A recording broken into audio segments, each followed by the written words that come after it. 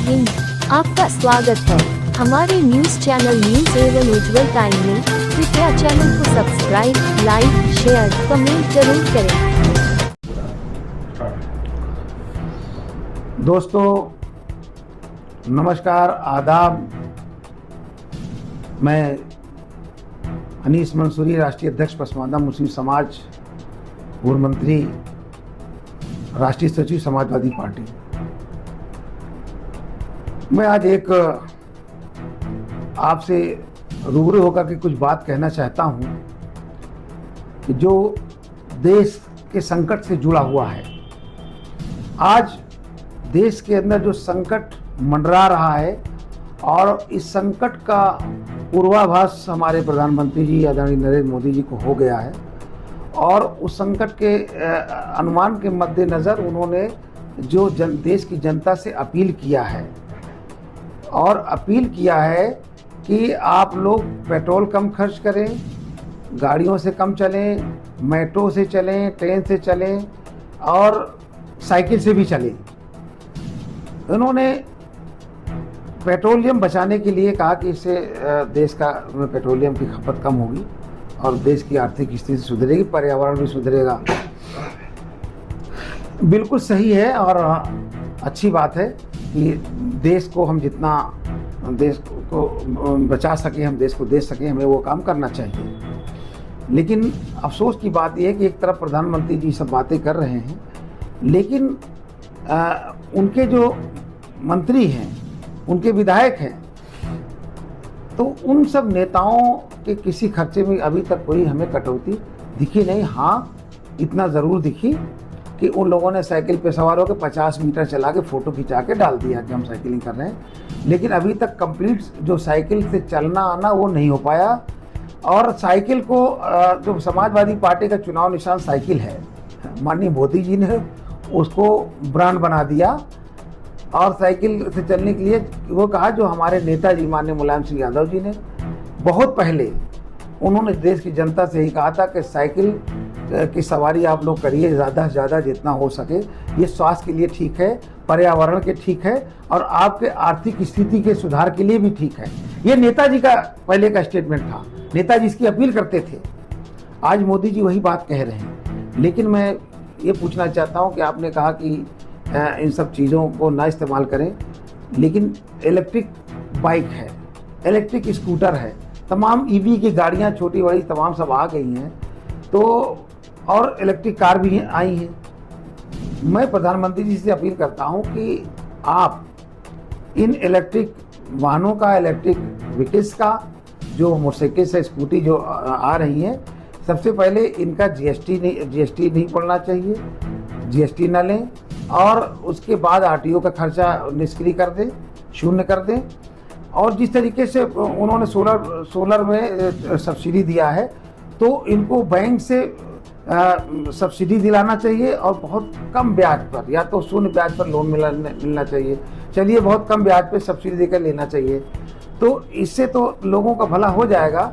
लेकिन प्रधानमंत्री जी को सबसे पहले अपना कैरेक्टर दिखाना पड़ेगा जनता के लिए। देखिए, मैंने ये तमाम टैक्सेस हैं, हमने जीएसटी माफ़ किया, हमने आरटीओ का टैक्स माफ़ किया, हमने ये गाड़ियों में इसमें हमने छूट दिया, बैंकों से हमने संपर्क किया आपके लिए। तो ये सब चीज़ें अगर करते तो देश की जनता एक बार अप्रिशिएट करती और कहती कि हाँ ठीक है, प्रधानमंत्री जी अपील कर रहे हैं, उसके साथ जो उनसे हो सकता है वो हमें प्रोवाइड भी करा रहे हैं। लेकिन आप इन सब चीज़ों का नाम नहीं ले रहे हैं। आपके टैक्सेस वैसे हैं, सब कुछ वैसे चल रहा है, तो आप देश की मदद क्या कर रहे हैं? देश के गरीब जनता, जो हमारे गरीब मजदूर पसमानदा तबके के लोग हैं, उनकी आप क्या मदद कर रहे हैं? हाँ, साइकिल भी चलने की अपील किया है, तो बहुत हम भी आज भी कहते चलना चाहिए। आपके मंत्री साइकिल से 50 मीटर दूर चल करके और फिर वो अपने गाड़ी पे हो जाते हैं। तो अभी देश के अंदर जो आपके इस ऐलान का आपके ही मंत्रियों और विधायकों पर भी कोई असर नहीं पड़ा है। इसलिए मैं कहना चाहता हूँ कि देश को आर्थिक संकट से उभारने के लिए सबसे पहले आपको मिसाल बनना पड़ेगा, आपके मंत्रियों को मिसाल बनना पड़ेगा, ब्यूरोक्रेट्स को मिसाल बनना पड़ेगा, तब जा करके आम जनता पर इसका प्रभाव पड़ेगा। लेकिन जब एक तरफ आप अपील करते, दूसरी तरफ वही जनता पलट कहती है आप तो सारे मौज कर रहे हैं, आप तो 800 करोड़ के जहाज़ पे आप उड़ रहे हैं, आप देश विदेश दौरा कर रहे हैं, आपके पास तमाम आपको सजाने संवारने के लिए दर्जनों वहाँ पर पार्लर वाले हैं, आपके एक एक कपड़े लाखों करोड़ों में आप पहनते हैं। जो इतना खर्चीलू प्रधानमंत्री हो, वो इतने आसानी से कह दिया कि कम खाइए, कम करिए, तेल कम खाइए, सब करिए, अपील कर गया। अरे आप अपने भी पहले आपको अपना कैरेक्टर पेश करना चाहिए कि हमने ये सब बंद किया और आप भी बंद करिए, तब तो एक बात ठीक थी। लेकिन आप सब कुछ आप जनता पे मर देना चाहते हैं। इससे पहले जब कोरोना काल का समय आया तो आपने देखा कि देश संकट में जूझ रहा है और तमाम लाखों लोग मरेंगे इस कोरोना काल में, तो आपके पास ना तो अस्पताल थे, ना दवाइयाँ थी, ना तो डॉक्टर्स थे, ना लेबोरेटरीज थी, और ना आपके पास कोई संसाधन थे कि आप उनकी कोई मदद कर सकते थे। सीधे सीधे आप इस देश के आगे सरेंडर हो गए। नरेंद्र मोदी जी सरेंडर हो गए और उन्होंने अपने बयान में समय समय पर देश की जनता से अपील किया कि आपको अपनी जान बचाना है तो आप अपने घरों में कैद हो जाइए, घर से बाहर मत में करिए, महामारी का प्रकोप तेज है। ये तो कहे कि आप फुर्सत पा गए, आपने अंधविश्वास पैदा किया, लोगों से ताली बजवा दिया, थाली बजवा दिया, लाइट जलवा दिया, सब कुछ करके जनता को बेवकूफ बनाया आपने। लेकिन आप अपनी कमियों को छुपा ले गए कि जो आपकी जिम्मेदारी थी संकट की घड़ी में, आपने जनता का साथ नहीं दिया और जनता को मरने के लिए छोड़ दिया कि आप बच सकते हो तो अपनी जान बचा लो। इस देश के अंदर आपने ऐसा किया। फिर उसके बाद आप हमेशा चुनावी मोड में रहते हैं। हाँ, अरबों खरबों पैसा आप चुनाव में खर्च करते हैं, आप विधायकों खरीदारी में खर्च करते हैं। देश का पैसा आप अपनी सरकार बनाने के लिए, अपनी कुर्सी बचाने के लिए करोड़ों का कपड़ा पहनते हैं, महंगे महंगी घड़ियां, जूते, चश्मे लगाते हैं। आप उनकी कटौती की बात करते हैं। आपको पहले अपने खर्चे में खुद कटौती करना चाहिए, तब ये बात जनता से करना चाहिए। लेकिन आपने तमाशा बना दिया। आपने अपील कर दिया कि जनता से कि आप आर्थिक संकट से बचना है तो आप अपने खर्चे में कटौती कर दीजिए, हम अपने खर्चे में कोई कटौती नहीं करेंगे। आपके प्रधानमंत्री जी, आपके मंत्री डेली गाड़ी के लश्कर अभी बंद नहीं है, लश्कर से चल रहे हैं। अभी मुझे तो लगता है कि आपके अपील के बाद कभी भी किसी मंत्री विधायक के खर्चे में या जो ब्यूरोक्रेट्स उनके खर्चे में, उनके संसाधन में कोई कमी दिखाई नहीं पड़ी। हाँ, बल्कि फर्जी स्कूटर बैठ करके और साइकिल चला करके वीडियो डाल दिया। और आपके उत्तर प्रदेश के हज कमेटी के अध्यक्ष, उन्होंने आज बुलेट की सवारी की, बुलेट से आज आ रहे हैं अपने आप को हम बुलेट चलेंगे।